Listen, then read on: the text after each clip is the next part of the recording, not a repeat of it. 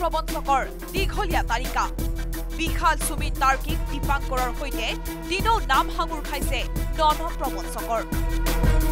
উজনি নামনিৰ পিছত এইবাৰ বৰাক উপত্যকাত আৰক্ষীৰ বেহুত সোমাল দুই ট্ৰেনিং প্ৰবঞ্চক মুজাক্কিৰ আহমদ আৰু সাহানুল আলম লস্কৰ বৰাকৰ ট্ৰেনিং কেলেংকাৰীৰ খলনায়ক সাকিৰ আহমেদৰ কান্ধত উলমি সাধাৰণ লোকৰ পকেট খালী কৰিছিল এই দুই প্ৰবঞ্চকে মুজাক্কিৰ আহমেদ আৰু সাইনুল আলম নামৰ ল'ৰা দুজনে আমাৰ বদৰপুৰ অঞ্চলৰ পৰা সাধাৰণ মানুহক ঠগবাজিৰে অনলাইন ট্ৰেডিঙৰ নামত লাখ লাখ টকা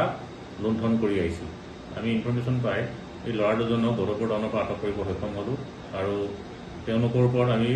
নিজাববীয়াকৈ এটা গোচৰ ৰুজু কৰি গ্ৰেপ্তাৰ কৰোঁ আৰু আজি মহামান্য আদালতত প্ৰেৰণ কৰোঁ বিপৰীতে থানালৈ চুচৰাই অনাৰ সময়ত গাড়ীৰ দুৱাৰৰ আইনাত কলা ফিল্ম লগোৱা বাবেহে গ্ৰেপ্তাৰ হোৱা বুলি ভাষ্য দিলে এটা প্ৰবঞ্চকে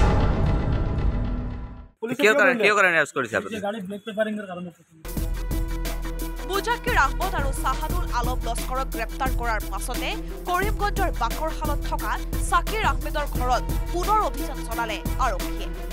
কিন্তু পূৰ্বৰ দৰে এইবাৰো সন্ধান নাপালে সাকিৰ আহমেদৰ ট্ৰেডিঙৰ নামত বৰাক উপত্যকাৰ বিভিন্ন লোকৰ পৰা 400 কোটি টকালৈ পলাই থকা সাকিৰ আহমেদক বিচাৰি মূৰৰ ঘাম মাটিত পেলাব লগা হৈছে আৰক্ষীয়ে সাকিৰক গ্ৰেপ্তাৰ কৰিব নোৱাৰা আৰক্ষীয়ে জব্দ কৰিবলৈ সক্ষম হৈছে 200 বিলাসী বাহন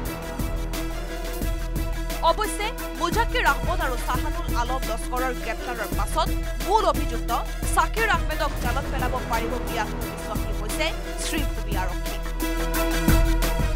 শ্ৰীভূমিৰ পৰা গৌৰীশ নন্দীৰ report news 18 Assam north east আপুনি বিচৰা বাতৰি পাব কেৱল নিউজ 18 এপত নিউজ 18 এপ ডাউনলোড কৰিবলৈ স্ক্যান কৰক এই QR কোড গুগল প্লে ষ্টৰতো পাব এই নিউজ 18 এপ